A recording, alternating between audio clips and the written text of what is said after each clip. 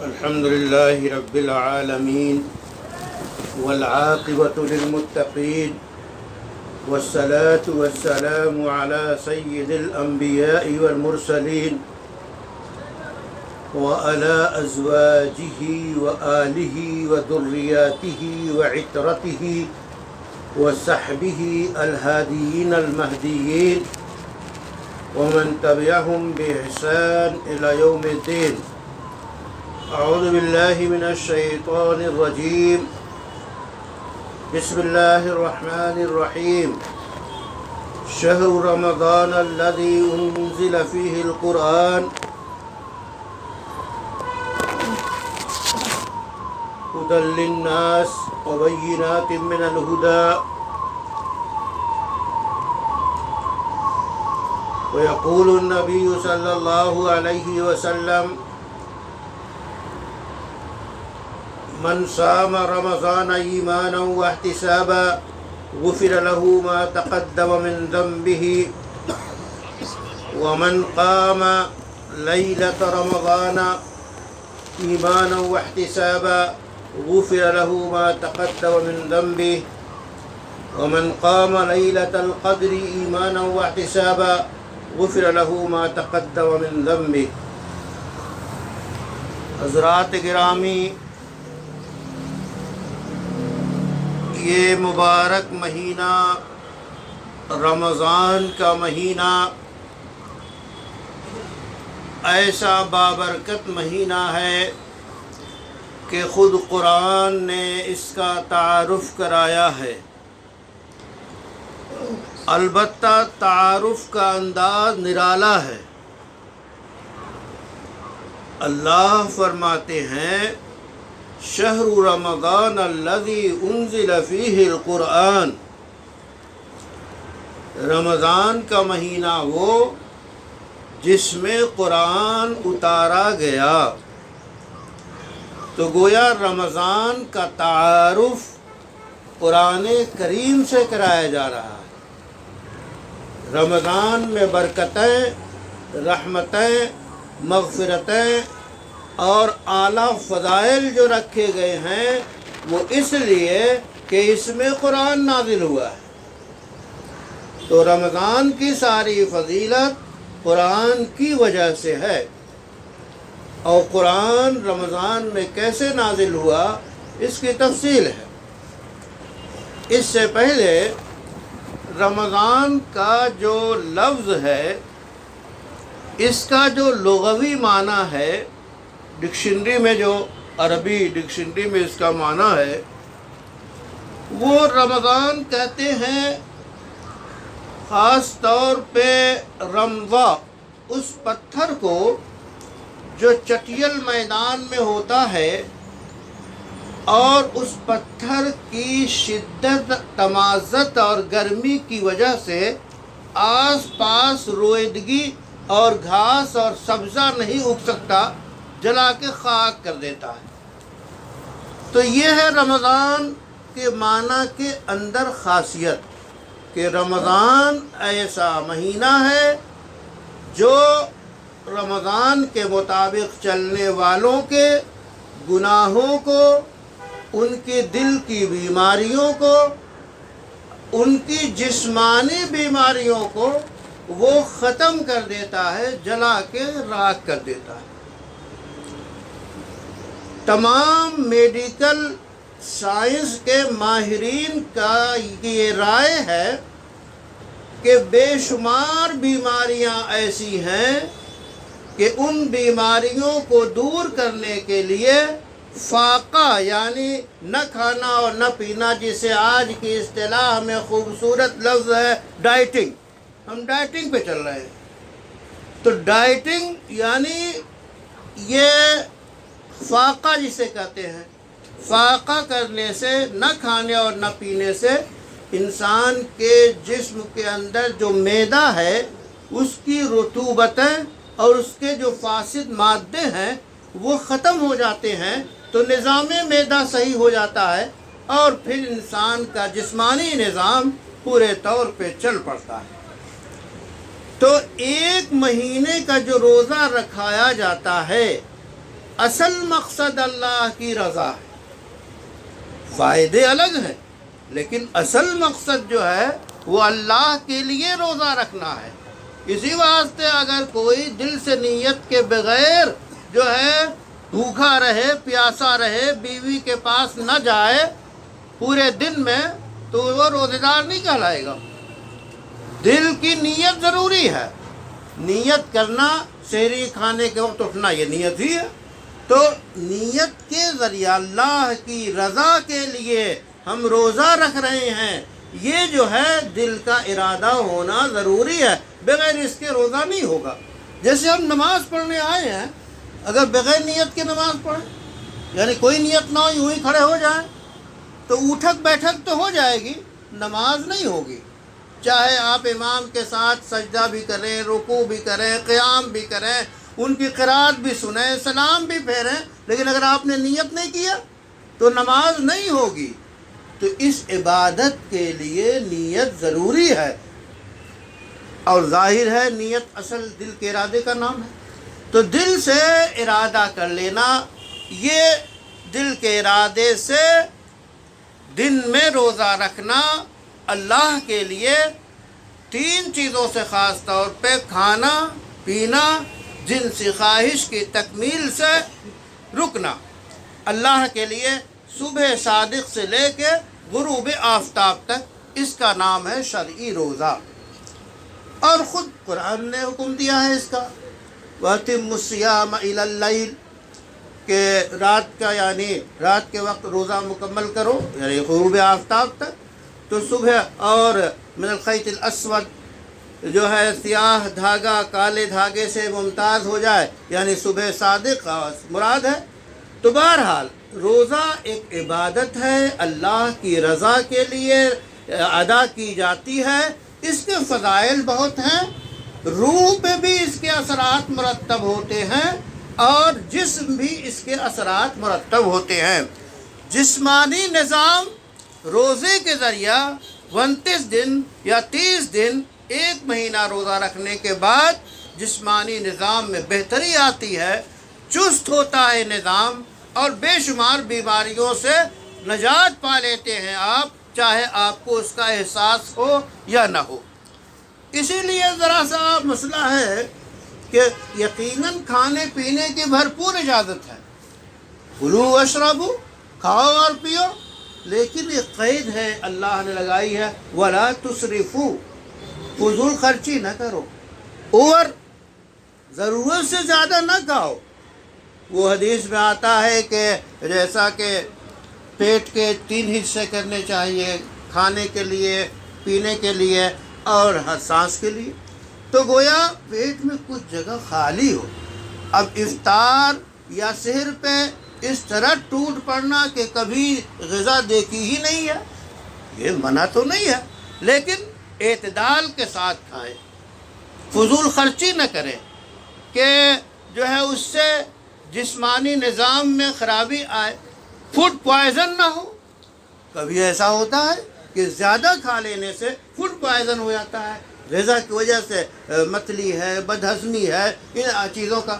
دن میں اگر ڈکاریں کچی آئیں تو اس کا مطلب آپ نے زیادہ کھایا ہے۔ تو یہ چیزیں ذرا اعتدال کے ساتھ رکھنی چاہیے، سحر بھی اور افطار بھی اور کھانا بھی۔ اور ذرا بڑے درد کے ساتھ میں کہوں گا کہ ہمارے دسترخوان پہ 10-20 آئٹم ہوتے ہیں۔ کیا کبھی تصور کیا آپ نے غزہ کے ان بھائی بہنوں، معصوم بچوں کا، یا خود ہندوستان میں بے شمار جو ہے باعزت غریب خاندان ہے، کیا ان کی ہم نے دلجوئی کی؟ یہ رمضان شہر المواسات، دلجوئی کا مہینہ ہے، غمخواری کا مہینہ ہے، ایک دوسرے کو دیکھ ریکھ کا مہینہ ہے۔ تو اگر ہمارے دسترخوان پہ 10 آئٹم کے بجائے 4 آئٹم ہو، 5 آئٹم ہو، اور کچھ ہم اپنے ان پڑوسیوں کو جن کے ہاں کچھ نہیں ہے ان کی دیکھ ریکھ ہماری ذمہ داری ہے، خود اپنے ملک میں اور جہاں جہاں تک ہم پہنچا سکیں۔ ظاہر ہے غزہ میں ہم براہ راست تو نہیں پہنچا سکتے، اس کا جو خاص طریقہ ہے پہنچانے کا وہ بھی دشمنوں کے راستے سے ہو کے پہنچتا ہے، تو وہ ایک الگ مسئلہ ہے۔ لیکن جو لوگ قانونی طور پہ پہنچا سکیں انہیں اس میں بھی حصہ لینا چاہیے۔ قانونی طور پہ جو لوگ پہنچا سکتے ہیں ان مظلوموں کی، بھوکوں کی جو ہے فریاد جو ہے ان کی باقاعدہ دلجوئی کرنی چاہیے۔ تو بہرحال روزہ جو ہے وہ انسان کے جسمانی نظام کو ٹھیک کرتا ہے اور اس کے ساتھ ساتھ روحانی نظام پہ اثر انداز ہوتا ہے۔ جو لوگ کم کھاتے ہیں، کم بولتے ہیں، لوگوں کے ساتھ کم ملتے جلتے ہیں، تو ان کے اندر ایک روحانی قوت پیدا ہو جاتی ہے، جس کے لیے مشورے دیے جاتے ہیں بہت سی تربیت گاہوں میں۔ تو لیکن اسلام یہ نہیں سکھاتا کہ آپ لوگوں سے الگ ہو جائیں، یہ کہا ہے کم کھانا۔ اس تو گویا کم کھانے اور کم بولنے اور کم سونے اور وقت اور حالات کے حساب سے اپنے نفس، اپنی جو ہے ذات کو تیار کرنا یہ انسان کے لیے ضروری ہے۔ تو روزہ جو ہے جسمانی نظام کے لیے، روحانی نظام کے لیے انتہائی مفید ہے۔ اصل تو اللہ کا حکم ہے، اللہ کے حکم کی وجہ سے ہم روزہ رکھتے ہیں اور اس کی رضا کے لیے روزہ رکھتے ہیں۔ اس کے علاوہ روزے کے فضائل میں یہ بھی تو ہے کہ ایک مہینہ آپ نے روزہ رکھا، اور حدیث قرآن میں آتا ہے، باقاعدہ قرآن میں ہے کہ وَمَنْ جَاءَ بِالْحَسَنَةِ فَلَهُ عَشْرُ أَمْثَالِهَا، کہ ایک نیکی کا بدلہ 10 نیکیاں۔ تو ایک مہینے کا روزہ رکھنا اس کا مطلب یہ ہے کہ 10 مہینے کے برابر آپ کو نیکیاں ملیں گی۔ اسی واسطے حدیث میں آتا ہے کہ عید بعد جس نے 6 روزے رکھ لیے تو ایسا ہے کہ وہ صائم الدہر ہے، یعنی ایک مہینہ روزے رکھے رمضان کے تو 10 مہینے کے ثواب مل گیا، اور 6 روزے رکھ لیے تو اسی حساب سے 10 کے حساب سے 60 روزوں کا ثواب 2 مہینے شامل ہو گئے۔ تو جو رمضان کے روزے بھی رکھے اور شوال میں 6 روزے رکھ لے تو گویا وہ مستقل زندگی بھر روزے دار کے حکم میں ہو جاتا ہے۔ تو روزے کی اس کیفیت کو ہم محسوس کریں، روزے کی افادیت کو محسوس کریں۔ اور روزہ اسی لیے تو ہے، اس لیے بھی ہے کہ ہمیں کتنے مالدار ہیں کہ ان کو بھوک کی تکلیف معلوم نہیں، کیوں؟ اس واسطے کہ اللہ نے دے رکھا ہے بے شمار۔ لیکن روزہ رکھنے سے کتنا ہی بڑا مالدار ہو، کچھ نہ کچھ تو بھوک کا احساس ہوگا۔ تو غریبوں کے کیا حالات ہیں، فقیروں کے کیا حالات ہیں، انسانی دنیا اور انسانی برادری کے کیا حالات ہیں، یہ تمام تفصیلات روزے کے ذریعہ معلوم ہوتی ہے۔ یہ تو روزے کی حیثیت ہوئی۔ رسول اللہ صلی اللہ علیہ وسلم نے فرمایا جس نے اللہ کے لیے ثواب کی امید سے رمضان کے مہینے کے روزہ رکھا، اس کے تمام پچھلے گناہ معاف کر دیے گئے۔ بخاری اور مسلم کی روایت ہے، بخاری اور مسلم کی روایت ہے کہ جس نے جو ہے روزے رکھے اس کے سارے پچھلے گناہ معاف کر دیے جاتے ہیں۔ تو یہ ہے روزے کی فضیلت اور یہ ہے روزے کی اہمیت۔ اب جو روزے رمضان کا جو تعارف کرایا گیا ہے وہ تعارف کرایا گیا ہے کہ رمضان کا مہینہ وہ جس میں قرآن اتارا گیا۔ رمضان میں قرآن کس طرح اترا، اس کی تفصیل یہ ہے کہ لوح محفوظ سے بیت المشرف پہ، آسمان دنیا پہ یک بارگی رمضان میں قرآن اتارا گیا۔ اس کے بعد محمد عربی صلی اللہ علیہ وسلم کے قلب اطہر پہ غار حرا میں جو ہے رمضان شب قدر میں وہ اولی ابتدائی 5 آیات اقرأ بسم ربک الذی خلق، یہ 5 آیات نازل ہوئی۔